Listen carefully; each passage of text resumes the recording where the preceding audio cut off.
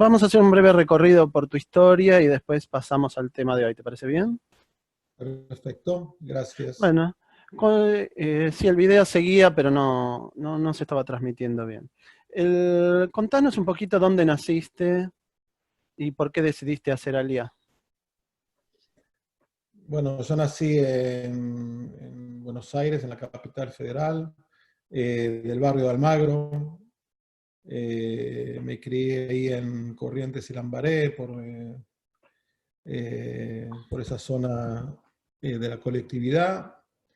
Eh, y bueno, me crié como mucha gente me conoce, me crié en el colegio en el Herzl, soy de la camada del Herzl de 76 y soy de muy chico, fui al Club Maccabi de San Miguel, de Tucumán. Actualmente, justamente mi abuelo Enrique Boda fue el socio fundador de Maccabi en los años 30. Mi abuelo fue muy orgulloso de siempre estar con el carnet del socio número 3 de Maccabi, siempre lo tenía ahí bien orgulloso de haber sido un pionero de lo que es la sociedad, la colectividad judía, la parte de la actividad deportiva y social, cómo había que eh, combinar lo que es la sociedad y la colectividad y la tradición con la parte deportiva.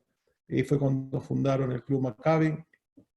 Y bueno, ahí me crié y a los grupos de muy chicos, los grupos hasta la época de los cursos de líderes, que ahí ya no seguí. Y el ¿Por qué tema de la decidiste alianza, ir a sí, Israel? Sí. el tema de la alianza vino más adelante, vino cuando ya había terminado la facultad de odontología en Buenos Aires, unos 5 años muy lindos de la facultad, de Marcelo T. de Alvear, muy lindos recuerdos. Ahora también tenemos un grupo muy lindo de egresados de la facultad del año 86. Y cuando empecé a trabajar como odontólogo en la capital, era muy chico, tenía solamente 22 años, pensaba que era grande ya para ser odontólogo y tener mi propia carrera. Y cuando empezamos a salir con Juliana, empecé a pensar el tema de hacer una familia. Y enseguida, cuando empecé a pensar el tema de hacer una familia, pensé que quería hacer una familia tal vez en otro lado, y no en la Argentina, buscar otros horizontes. Y cuando lo discutí con Juliana, Juliana me dijo que si un judío que nace en la Golá tiene que dejar el país o quiere dejar el país por cualquier razón, el primer lugar que tiene que ir es Israel. Y ahí empezó el tema de la decisión muy rápida de ir a Israel, ¿no? Porque cuando fuimos a la Sojnut a preguntar qué es lo que había que hacer para hacer Aliyah, y bueno, Juliana estaba estudiando en el EFIS, en la COAG, educación física, yo ya era odontólogo muy joven, y el Sheliach, que se encargaba ahí de hacer la charla, nos dijo: gente como ustedes queremos rápido allá en Israel, y prácticamente nos puso en un avión y nos trajo para acá. ¿Y ahí hiciste una especialización? ¿En qué universidad? Hice una especialización de cirugía oral y maxilofacial, que es una especialización hospitalaria, al lado de la ciudad de Tiberíades, como le dicen, acá en el norte del país, en un hospital Poría, que hicimos ahí casi 7 años de especialización, de los cuales más de un año, casi un año y medio estuve en Inglaterra haciendo parte de la especialidad también. Eso también fue importante. Vos sabés que ser Ole Hadash, ser nuevo inmigrante, es muy difícil. Yo Ujú. pienso que ser inmigrante igual también. El otro día pensaba, cuando mi abuelo emigró de Europa después de la Primera Guerra Mundial, que llegó a la Argentina. También fue un nuevo inmigrante y también fue recibido en Argentina. Y mi abuelo del padre de mi papá, del Isidoro, él ya nació en Argentina y los padres vinieron al fin del siglo XIX, con el barón Hirsch, o sea, toda esa gente que vino de Europa, especialmente, que es parte de mi familia, también fueron recibidos en Argentina. Y como creo que estaba pensando el otro día, que una analogía de lo que fue los primeros colonos, también Olim Hadashim acá en Israel, que se dedicaron a las tierras, fueron agrícolas, y un poco estaba pensando en una analogía a lo que pasó en Argentina, que también los judíos que venían de todas partes del mundo, de repente se dedicaron a la agricultura, y ahí surgieron lo que vos sabés bien, lo que es los gauchos judíos, y acá un poco fundaron lo que se llama, lo que es el kibutz. Y el kibbutz un poco también es eso, es una comunidad que también se creó socialista, de comunitaria, que prácticamente en el principio del siglo pasado se dedicaba casi solamente a la agricultura. Y así fue el auge de lo que es Israel, todavía estoy hablando antes de la independencia, antes del 48. Bien, si te puedes acercar un poco más al micrófono, hay gente que dice que no se escucha muy bien. ¿Cómo llegaste a Tzfat? Contanos cómo es esta ciudad, cómo se vive ahí. Sí, ahora se escucha mejor, no sé Sí, si... mucho mejor. Sí. Bueno. ¿Cómo llegaste a Tzfat? ¿Fuiste porque lo elegiste? ¿Cómo fue el proceso? Yo hice la especialidad al lado de Tiberias, como te dije, en el hospital de Poría, y terminé la especialización, fui a Inglaterra. Y cuando volví a Inglaterra, me ofrecieron, más que todo, me dijeron que había que abrir una unidad de cirugía maxilofacial en Tzfat, en la ciudad de Tzfat, y me dijeron que tenía que hacerlo yo. O sea, mi jefe en ese momento, Daniel Temkin, de origen inglés, me dijo: mira, yo te ayudé mucho y yo necesito que vayas a Tzfat, ese va a ser tu bebé, ese va a ser tu baby, ese va a ser tu futuro en ese lugar. Y a veces, como nosotros no entendemos las cosas que nos pasan en un primer momento, llegamos a Tzfat y abrí la unidad de que no existía nada, la abrí yo de cero, y ahí empecé a trabajar, a conocer la ciudad. Y a los pocos años, con Juliana ya nos era muy difícil venir para este lado, que vivíamos un poco lejos. Entonces ahí nos pasamos a vivir acá a Rosh Pina, que es una moshavá, es la primera moshavá de Israel, y que nos pasamos a vivir acá, que queda acá a 10 minutos del hospital. Y así llegué a Tzfat, así descubrí a Tzfat, la ciudad, la cuna de la Kabbalah, la ciudad mística, con muchas energías. Y bueno, así llegué acá y estoy acá ya hace 20 años. Sí, ¿y cómo es la vida en Tzfat? Sabemos que es una ciudad que hay mucho porcentaje de la población ortodoxa, ¿no? Sí, en los últimos años, Tzfat, como te decía, es una ciudad muy mística, es la cuna de la Kabbalah, está el Monte Merón, acá también está la mikve de Hari Kadosh, está muchos lugares muy religiosos. Y sí, hay mucha gente ortodoxa, de a poquito se fue haciendo más ortodoxa, y si vos venís acá un Shabbat, un sábado, vas a encontrar todo cerrado, no vas a encontrar absolutamente nada abierto. Es una vida muy religiosa, la gente yendo a los templos, la gente, las familias por las calles, y lo único que está abierto en Tzfat es el hospital, que el hospital no cierra nunca, ¿no?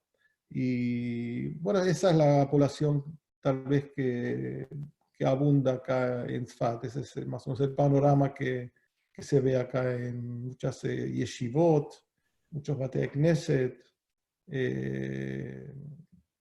que son muy famosos, y está el centro de la Kabbalah, el centro de espiritualidad latino también, que tengo el orgullo de ser el presidente del Centro de la Espiritualidad Latino.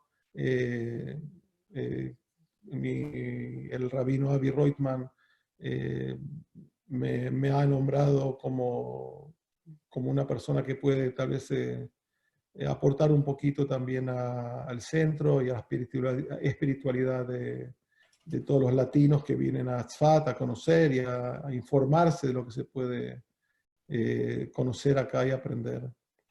Bueno, el hospital está en un lugar muy particular, ¿no? Muy cerca de la frontera con Líbano y Siria, y a vos en tu Sí, carrera te tocó atender a muchos refugiados que llegaron de la guerra civil siria, sí. eh, y en situaciones muy complicadas, muy difíciles, y y atendiste a todos. Contanos un poquito qué es lo que está pasando en Siria y cómo la gente llega hasta tu hospital. Bueno, lo que pasó en Siria duró casi 5 años, del año 2013 al 2018. En este momento el pase de Siria no está activo. Fue una campaña importante que hizo Israel y donde mi hospital, el Ziv de Tzfat, fue el primero que recibió a los heridos sirios. Como vos sabés, en el 2011 empezó la guerra civil de Siria, hubo un grupo muy grande, millones de personas que se oponían al régimen del gobierno, de la dictadura de Assad. Entonces esta gente un poco quedó atrapada entre lo que es Damasco, lo que es el gobierno, y el límite con Israel. Y estoy hablando de mucha gente. Cuando esta gente empieza a estar mal herida y no tiene ninguna posibilidad de atenderse en ningún lado porque no hay hospitales, los hospitales son todos dañados, los médicos huyen y quedan solamente millones de personas desamparadas, niños y familias enteras. Y esta gente cuando es malherida, entonces no tienen otra cosa o que morir en el campo, y lo primero que hicieron, tal vez no lo primero que hicieron, sino que no le quedó otra, es pedir ayuda a Israel. Y en un momento empezaron a venir a traer los soldados israelíes, empezaron a traer estos heridos a mi hospital, que fue el primero que los recibió, y entre otros grupos médicos también yo personalmente los recibí. Y empezamos a recibir niños, adolescentes que estaban muy mal heridos y muchas preguntas que tal vez en ese momento o después de un tiempo ya las respuestas las sabíamos un poco mejor, pero al principio no sabíamos de dónde venían, no sabíamos quiénes eran esos sirios que venían malos heridos, ¿no?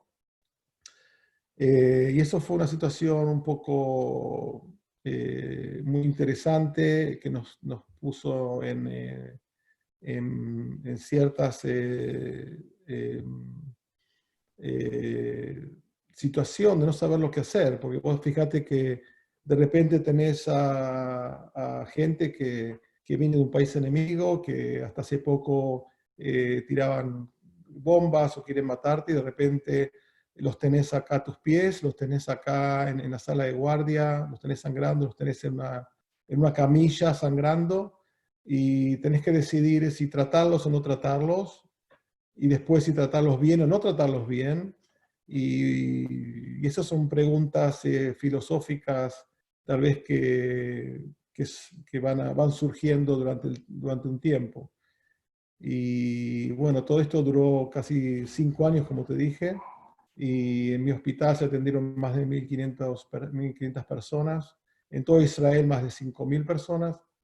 O sea que fueron 5 años de atender y de relación con gente que normalmente nunca nos hubiéramos encontrado. O sea, fue tal vez una oportunidad, tal vez para las dos partes, de ver cómo somos unos al otro, porque yo pienso que un sirio nunca había visto de frente a un israelí, y yo pienso que un israelí tampoco había visto de frente a un sirio de esa manera, tal vez en una cierta intimidad.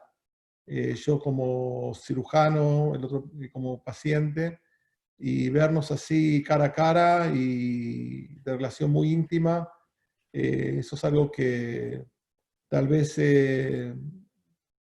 nos dio esta guerra, esta situación nos dio la oportunidad de conocernos y de saber que realmente son personas, y nosotros también. Ellos se dieron cuenta que los israelíes no son los diablos, como escribí una vez, Tratados por el Diablo, que fue un artículo que escribí hace un tiempo en, la revista de Cirugía Maxilofacial Internacional. Escribí ese artículo contando las vivencias, contando de que de repente, cuando le preguntábamos a ellos qué pensaban de nosotros, y nos decían, nosotros pensábamos que ustedes eran el diablo. Así nos criaron en nuestras casas, así nos criaron en el gobierno, así nos dijeron. Y ahora vemos que, bueno, por un lado son personas ustedes también, que nos tienen cierto respeto, o mucho respeto, y que realmente las guerras tal vez están dirigidas por los políticos, por los gobiernos, y a nivel de gente, a nivel de personas, uno está convencido, uno se convence de que si vos tenés un nene de 10 años, ese nene no es terrorista, sino que puede ser tu hijo, puede ser tu sobrino. No hay que juzgar a esa gente que de repente está sufriendo del otro lado de la frontera, y cuando las tenés cerca, cara a cara, entonces te das cuenta que son personas como nosotros, tienen familia, sufren, tienen sus miedos también. Y bueno, así pasamos esos años de relación con esta gente, y que creo que aprendimos que el ser humano es un ser humano donde esté, y no importa quién es. Perfecto, sí, porque te traslado una pregunta que alguien dijo. Dijo, si te toca atender a un terrorista como médico, ¿qué haces? ¿Cuál consideras que es tu función como médico en un caso así? Sí, mira, cuando nosotros estudiamos, todos los que estudian medicina, odontología, las ciencias de la salud, que atienden y curan a gente, entonces vos tenés una función que la elegiste vos, nadie te obligó a ser médico, nadie te obligó a curar y estar en un hospital. Eso es algo que lo elegimos, y generalmente son vocaciones que uno tiene de muy chico. Yo decidí ir a la parte de medicina ya de los 6 años. Y cuando viene un paciente, un herido a tu clínica o al hospital, uno pone aparte cualquier interés político, social o religioso, lo que sea. Vos ves a una persona que está pidiendo tu ayuda para que la cures. Y te cuento que, por ejemplo, con estos chicos sirios al principio, tuve que pensar 2 veces qué es lo que tenía que hacer, eh, porque es una situación muy extrema, como decías, como preguntaban, a un terrorista. Pero en ese momento uno va a la sala de cirugía, se pone los guantes, se pone la máscara, se pone el equipo, se pone el ambo y va a hacer la operación. Y uno no tiene y no debe, los médicos no mezclan los sentimientos que tenés sobre esa persona, porque esa persona en ese momento es una persona que está en tus manos y tenés que curarla. Vos fíjate que si no, si uno empieza con eso, entonces vos decís, bueno, entonces vos qué haces con si una persona, por ejemplo, en Argentina, una persona no de la colectividad judía, por ejemplo, le viene a la clínica o al hospital alguien ortodoxo judío, o le viene un musulmano, y entonces ¿qué? ¿Va a juzgarlo? ¿Va a atenderlo distinto? ¿Lo va a segregar? Es exactamente lo mismo. O sea, cuando uno tiene la función de curar, tiene que curar a cualquier precio. Y sí juzgar. Y te tocó atender mientras caían misiles. ¿Cómo fue esta sensación y tu decisión de seguir trabajando, por supuesto? Sí, pienso que hay cosas que cuando uno llega a un país nuevo, como hicimos nosotros con Juliana, que formamos la familia, estamos desde el año 89, uno tiene uno recibe muchas cosas del país. Cuando llegamos al país recibimos una estipendia, recibimos un techo, recibimos trabajo, estudios, y uno siempre tiene que preguntarse qué es lo que uno puede dar hacia el país, qué es lo que te hace más arraigado al país. Una de las cosas que hice fue enrolarme al ejército. Estuve 1 año y medio en el ejército de Israel, en Tzahal, como militar, como odontólogo militar. Serví en las alturas del Golán, y eso es un poco lo que uno da al país, porque uno no puede solamente recibir, sino también tiene que dar a la sociedad, dar al país, para poder un poco sentirse que no solamente está recibiendo y que siempre está en deuda. Y bueno, en el año 2006 empezó acá la guerra con el Líbano, la segunda guerra del Líbano, y el Líbano, los grupos terroristas del Líbano empezaron a tirar misiles hacia todo el norte del país, y apuntaron mucho también a la ciudad de Sfat. Mi hospital fue bombardeado literalmente durante 40 días, 1 mes y medio, y ahí estaba trabajando yo, donde prácticamente no salía del hospital atendiendo a la gente. Y bueno, sonaban 30, 40 veces 30, 40 veces por día sonaban las sirenas y caían misiles alrededor del hospital y dentro del hospital. Y es una sensación muy, muy fuerte. Y tal vez vos, Raúl, te dirías, bueno, rajate de ahí lo más rápido posible, ¿no? Porque si hay misiles, tal vez la primera reacción que tiene es de salir de ahí. Pero ahí vienen las preguntas, las grandes preguntas de la vida, las preguntas filosóficas, y ahí viene el recuento de tu vida, de tu educación en Argentina, de la Aliá, de por qué vinimos a Israel, por qué hicimos Aliá.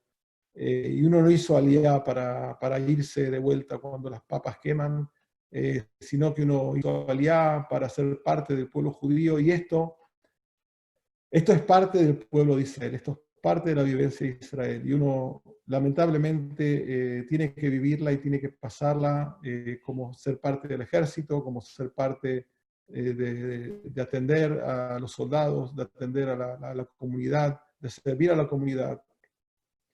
Y si hay momentos feos, hay momentos muy, muy fuertes, como es una guerra, como son misiles, entonces uno debe estar acá, debe reforzar a la sociedad y debe hacer lo que uno siempre vino a hacer. En mi caso fue atender a pacientes, y no me iba a ir en un momento tan importante del país, de Israel, y un momento tan importante de mi vida, que también a mí me marcó el estar de repente, como hablaba el otro día en la otra charla, yo me sentía como un soldado que está en la trinchera al frente de una guerra, defendiendo en la primera fila a tu país. Y esa es la sensación de que sentí cuando las bombas caían, que estaba en una trinchera, porque el hospital se transformó en una gran trinchera. Aunque no estábamos totalmente protegidos, porque en ese momento el hospital no tenía salas de cirugía protegidas contra misiles. Y yo creo que esa vivencia me fortaleció mucho como persona, como israelí, como judío, de haber estado en ese momento en el lugar debía estar, y tomé responsabilidad de mi vida, tomé responsabilidad de haber traído a mi familia y creado a mi familia acá en Israel, que ellos también, mis 3 hijos han servido al ejército, hicieron 2 o 3 años de ejército, cumplieron también con su obligación como israelíes, y bueno, creo que es importante para un inmigrante ser parte de la sociedad local y ser parte de integrarse completamente y darse por completo a lo que es el Estado de Israel. Sí, te escuché decir algo así como que uno tiene que hacer algo que lo supere, algo más grande que uno mismo. Y por Sí. esto, para ir terminando esta primera parte, quiero preguntarte ¿por qué haces lo que haces? ¿Cuál es tu sueño? ¿Cuál es tu objetivo? Bueno, esto, saber por qué dedicas tu tiempo, tu energía y cuál es en definitiva, tu sueño en este tema, ¿no? Sí. Yo pienso que cuando elegí y decidimos con Juliana hacer Aliyah y venir acá a Israel, la meta fue esa, fue criar a los hijos en Israel, tener nuestra vida en Israel y vivir lo que haya que vivir acá, con las cosas buenas, que las hay muchísimas, y con las cosas que nos hacen menos felices, que las dificultades que tiene también vivir en el Medio Oriente, porque esto no te olvides que esto es el Medio Oriente, nuestros vecinos no son Uruguay y Chile, nuestros vecinos son Líbano, Egipto y Jordán, y Siria, por supuesto, que estamos rodeados de países enemigos. Y mis sueños, este es mi sueño, creo que estoy viviendo mi sueño, creo que estoy viviendo lo que me propuse, que es ser parte del Estado de Israel, ser parte, una parte muy pequeña, por supuesto, que somos una parte, un granito de arena en todo lo que gente y los soldados que nos están todo el tiempo defendiéndonos, y gente que 9 millones de personas que luchan acá para defender y para llevar adelante el Estado de Israel, que florece gracias a su gente, porque esto no es una evolución natural, sino que es un poco la evolución de lo que es tomar la adversidad con la cual vivimos, o con la cual nació el Estado de Israel, y hacer de esto un jardín, un jardín de flores, y disfrutar y ser un ejemplo y la luz para el mundo. Si es, así como vos superaste prejuicios y tus pacientes superaron prejuicios con vos porque ellos tenían fantasías por lo que le educaron y le enseñaron de lo que es un israelí, y nosotros tenemos también prejuicios sobre lo que es un sirio. Si las dos partes pudieran sentarse y hablar frente a frente, ¿crees que habría un avance para la paz? ¿Conocerse como seres humanos? Sí, yo pienso que sí. Vos fíjate que del otro lado hay un gobierno totalitario, una dictadura, de la cual no les está permitido a la gente tener un diálogo con nosotros.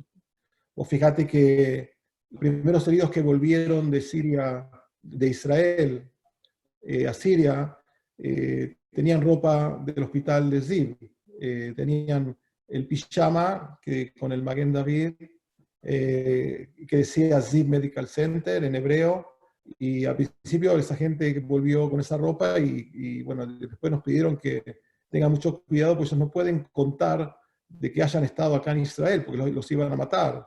O sea, eso es algo que lamentablemente mucha gente me pregunta si esa gente después va a poder hacer la paz con nosotros. Bueno, esa gente obviamente que no va a poder ser en este momento un vocero de esa paz, de esa vivencia que tuvieron acá, que fue mucha gente, y creo que mucha gente hoy en día en Siria sabe que es posible la paz, que es posible hablar, pero lamentablemente todo el tiempo que haya ese gobierno totalitario que les prohíba ser parte, ser voceros de esa paz, todavía creo que no va a poder ser.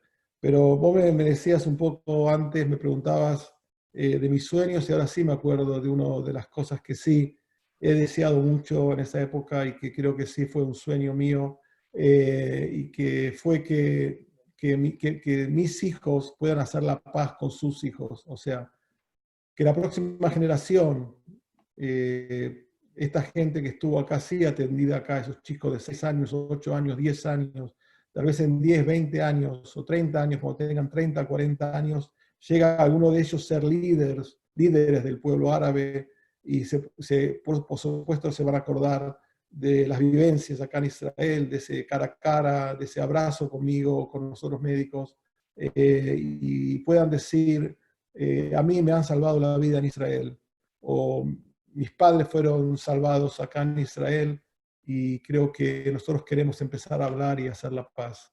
Ese sería, creo que, mi deseo y algo que realmente podría pasar. Bueno, pasemos al tema que nos acordamos para hablar hoy, que es el aporte israelí a la medicina, a la ciencia, a la tecnología.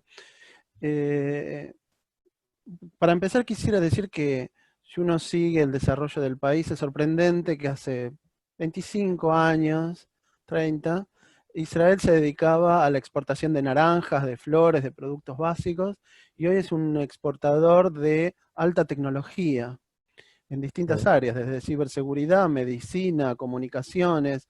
¿Cómo fue este cambio del país? ¿Cómo se transformó en un país desarrollador de tecnología? Bueno, como hablábamos antes, Israel en principios del siglo pasado, después del mandato, cuando empezó el mandato inglés, hasta el 48 se fundaron muchos kibutzim, el kibutz de Gani Aleph, que fue el primer kibutz acá en el norte de Israel, en las orillas del Kineret. Y acá fue una sociedad, como decías, agrícola, donde lo más fuerte tal vez del país, como decía, fueron las naranjas de Yafo, que eran muy famosas, y los dátiles de Tiberias, del Kineret. Pero sí, el Israel se fue adaptando a la realidad y después del 48 también siguió el auge de Israel con el desarrollo económico, las guerras que pasamos, pero fue más allá de eso cuando Israel se dio cuenta que había que invertir un poco más en lo que es la tecnología. Y yo pienso que eso vino mucho, tiene que ver también con la tecnología que se desarrolla en el ejército. O fíjate que Israel, por problemas de seguridad, tuvo que desarrollar muchas células de inteligencia y de tecnología para defenderse. Por ejemplo, tenemos la cúpula de hierro y tenemos los tanques antimisiles y con los láser y con toda la tecnología de espionaje que Israel tuvo que desarrollar. Y de a poquito, con el tiempo, eso, fíjate que en el 64 Motorola, que puso su centro de desarrollo acá en Israel, y también acá pusieron también sus lugares de desarrollo Intel, Microsoft, Facebook, Apple, después mucho más tarde se desarrollaron muchas cosas que yo pienso que tiene mucho que ver con la mente israelí, de estar siempre en la vanguardia y de desarrollar, de tomar la tecnología y llevarla a la sociedad y al bien de todo el mundo también. Eh, y el gobierno decidió ya en los años 80 y 90 de invertir en esas empresas de startup que son muy famosas acá, para desarrollar sobre todo lo que es las comunicaciones, la ciberseguridad.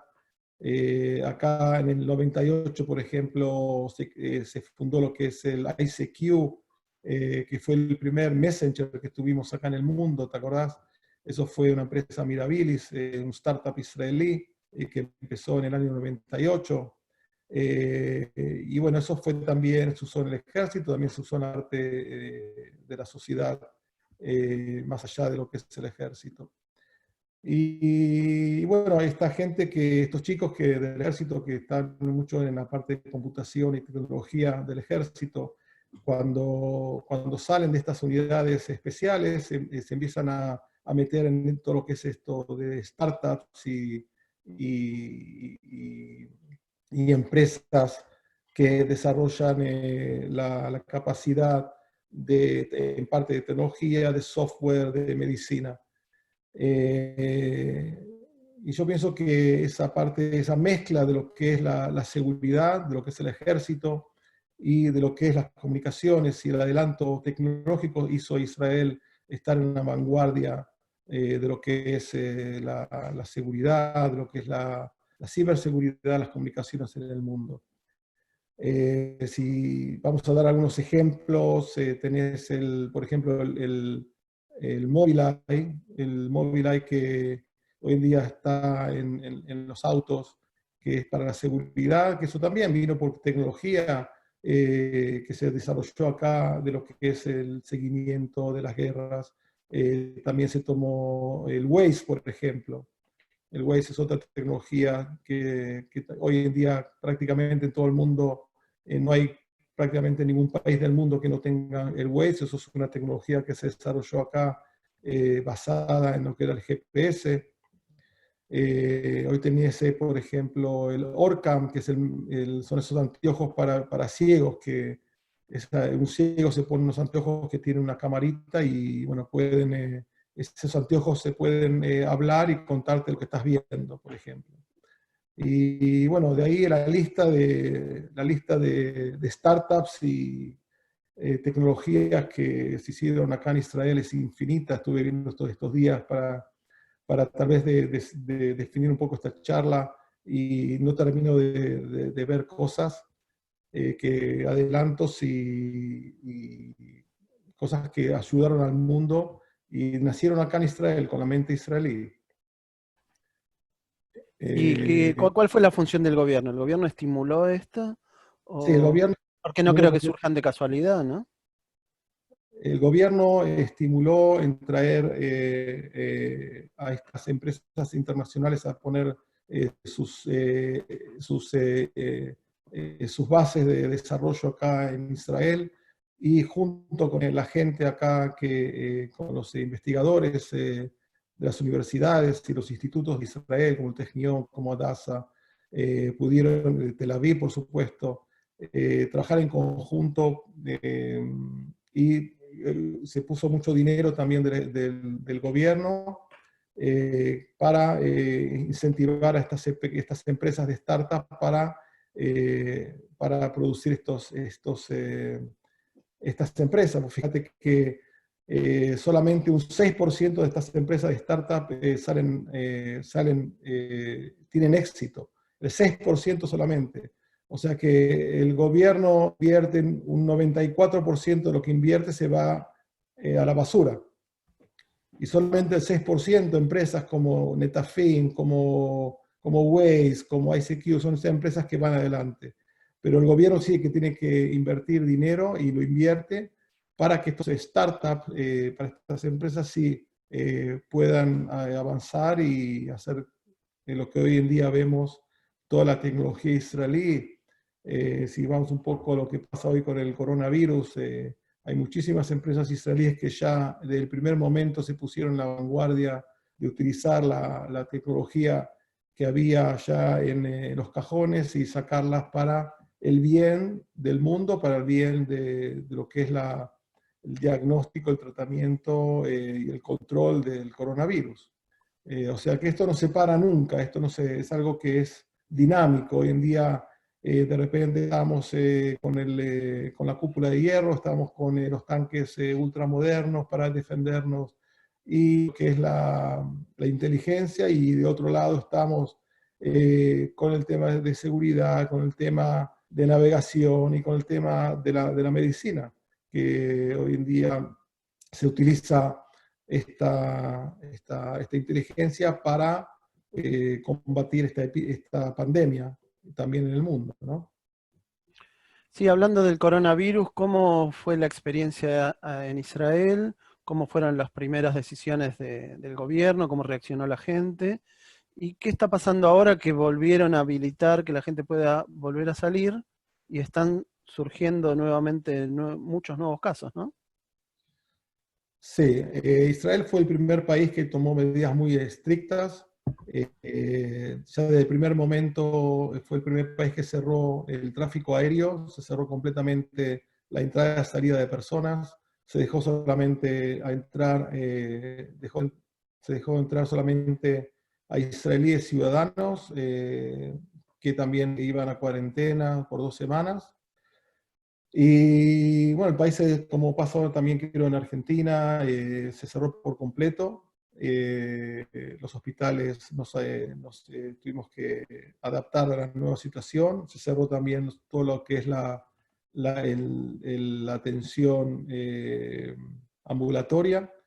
Y bueno, pasamos casi un mes y medio, los negocios se cerraron y llegamos a tener unos 160.000 enfermos, unos 280 muertos. Y bueno, llegamos hasta hace 2 semanas a prácticamente tener cero enfermos, cero enfermos por día. Y empezó a abrirse de a poquito el país. Empezamos abriendo de a poquito algunos negocios. Recién ayer se empezaron a abrir, el miércoles se empezaron a abrir los restaurantes. Los jardines se empezaron a abrir también paulatinamente. Recién ahora este fin de semana está prácticamente todo abierto.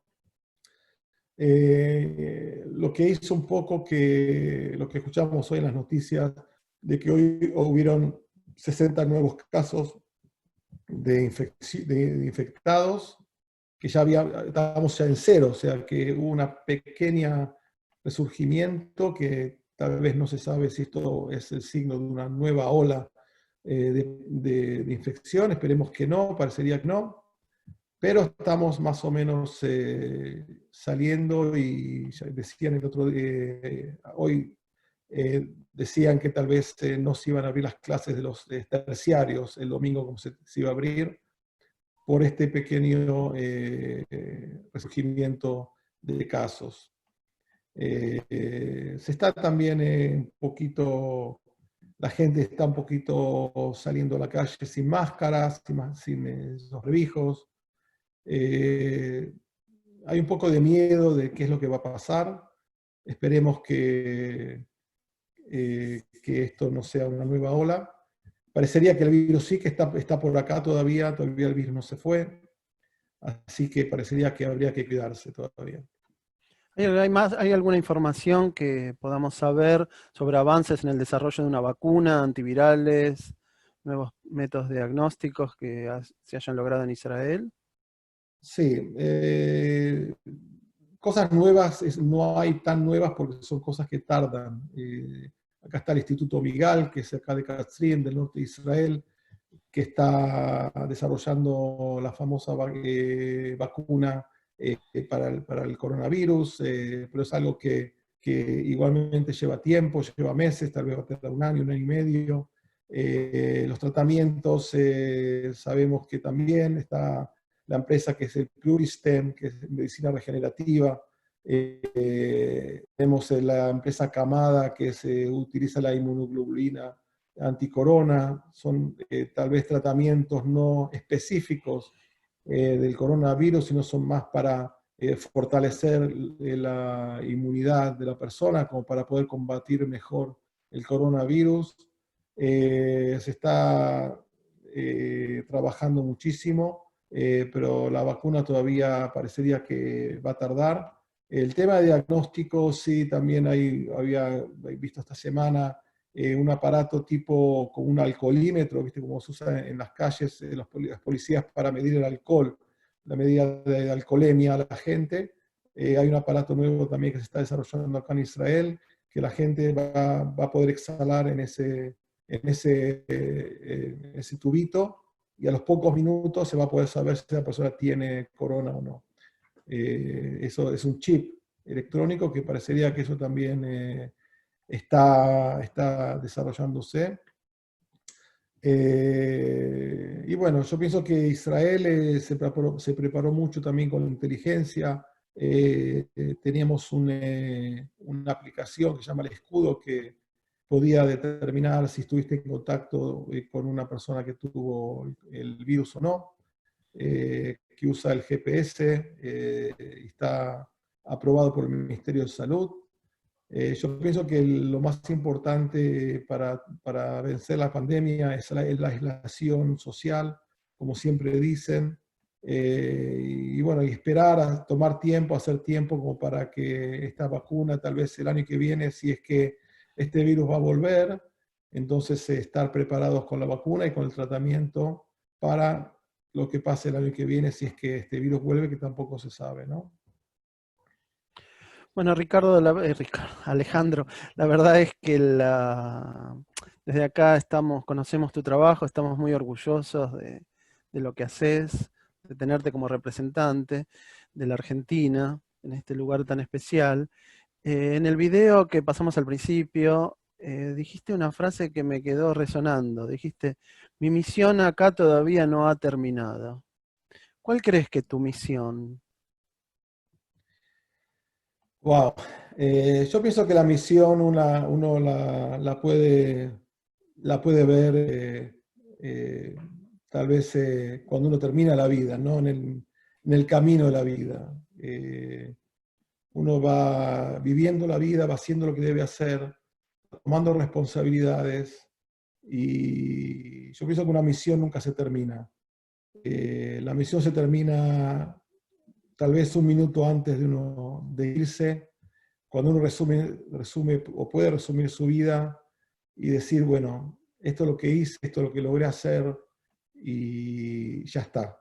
Yo pienso que esa misión y esas ganas de hacer cosas y de poner la estampa donde uno pueda, esa misión dura toda la vida, y un minuto antes de irme, si me querés hacer una nota, te voy a decir cuál ha sido mi meta y cuál ha sido lo que logré, lo poco que no logré, porque acá creo que es parte de una sociedad que le importa al país, y que estamos trabajando juntos para hacer un mundo mejor, no solamente ser mejores nosotros, sino también de mejorar al mundo, de dar ejemplo al mundo, de que trabajar en sociedad, trabajar en cooperación, ese es ese gran secreto que tenemos que aprender de esta pandemia. Trabajar en colaboración, trabajar en conjunto. Vos fíjate que países muy fuertes, muy poderosos, cayeron, como Nueva York, como Estados Unidos, como Inglaterra, que se creían superpoderosos. Y fíjate que Israel es un país pequeño, que se ocupó siempre de la salud social. A la larga es mucho más importante ocuparse de la salud social, del bienestar social, de que pequeños grupos superpoderosos y con mucho dinero. Acá el dinero no sirvió para nada. Fíjate que la salud en Estados Unidos es capitalista. No todas las personas tienen salud social, y la gente que tenía mucho dinero, como Nueva York, que hospitales de primera línea, miles de personas, 100.000 personas ya murieron en Estados Unidos, teniendo plata y no teniendo plata, porque la plata no te sirvió de nada, porque si no te ocupas de la sociedad, tu dinero no va a servir para nada. Bueno, Alejandro, muchísimas gracias. Vemos que circulan por internet muchísimos videos diciendo que después de la pandemia vamos a ser mejores, más solidarios, Yo creo que no sé si la Debería, humanidad va a cambiar, debería. pero ¿qué podríamos aprender de esto? ¿O qué deberíamos aprender? ¿Y qué cosas deberíamos cambiar para que esto haya servido para algo? Bueno, como te decía recién, deberíamos, tenemos la obligación de entender de que la salvación mundial está en la cooperación, está en la solidaridad, está en ocuparse de que nuestra sociedad esté mejor. Cuando nosotros nos ocupamos de que nuestra sociedad esté mejor, vamos a estar nosotros mejor, van a estar nuestros hijos mejor. Si nosotros nos ocupamos solamente de nosotros, de ser ricos, de ser poderosos, eso a la larga, un pequeño virus, un enemigo invisible te puede mostrar de que eso no te va a servir para nada. Y podés caer como una mosca, como han caído mucha gente poderosa, mucha gente con mucho dinero, mucha gente egoísta que se ocupó de sí misma, y países solidarios y sociales han podido pasar esta pandemia muchísimo mejor, como Israel, por ejemplo. Bueno, Alejandro, muchísimas gracias por tu tiempo, por tu trabajo, por la buena onda. Y muchas gracias a todos los asistentes que siguieron esta charla. Yo creo que nos dejó pensando en qué es el granito de arena que cada uno puede poner en su lugar. Como vos en tu lugar ponés tu granito de arena para ayudar, para dar lo mejor de vos, yo creo que todos nosotros, cada uno desde su lugar, puede aportar a un mundo mejor. Así que muchas gracias a todos por acompañarnos y será hasta la próxima. ¿Querés cerrar con algún comentario, Alejandro? No, yo me voy a acoplar a tu última frase que dijiste que no hace falta hacer grandes movidas, grandes actuaciones. Creo que cada uno con su granito de arena ayudando a una persona, a un barrio, siendo solidario, puede cambiar el mundo. Cada uno pone un poquito, cada uno pone su granito de arena, como yo lo puse acá, como Juliana acá lo puso, como lo ponen mis hijos y mi sociedad. Así se cambia, así se empieza y así se sigue, haciendo cosas buenas todos los días. Levántese a la mañana y cuando se vayan a acostar, pregúntense si han hecho algo bueno ese día. Y esas cosas buenas puede ser algo muy pequeño, puede ser ayudar a un vecino a cruzar la calle, puede ser comprar el pan a una persona que está en cuarentena. Hagan todos los días algo bueno, pequeño, pero bueno. Bueno, muchas gracias, gracias por seguir la charla. Y bueno, los estaremos invitando a próximos encuentros. Gracias, Alejandro, muchas gracias a todos. Shabbat Gracias a Shalom todos por esto. y Hag Sameach, porque estamos en Shavuot, Hag Sameach para todos. Muchas gracias, Chao. gracias por acompañarnos. Hasta la próxima. Gracias, Raúl.